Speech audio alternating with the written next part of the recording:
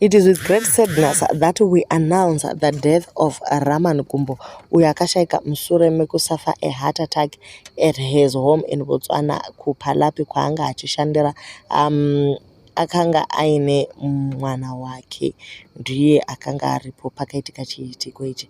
So he got a cardiac arrest achibva manyiswa kuchipatara vachisvika vakatraya kumuseva and then they took him to Francistown. Achibva kupalape achisvika ikoko hana kuzombogara nguva yakareba anga aiswa muICU. He actually died a few hours later.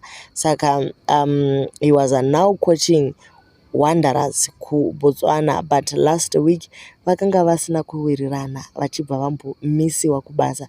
Vamwe vari kuti he was fired, vamwe vachiti aiwa yanga iri suspension because when he got the cardiac arrest iyoyo akaenda ne one of his assistant coaches. We are saying to the family, we are very sorry. It has been quite a loss even for the country because he actually played for Highlanders and he played for the national team. He was such a great asset to the country. May his soul rest in peace.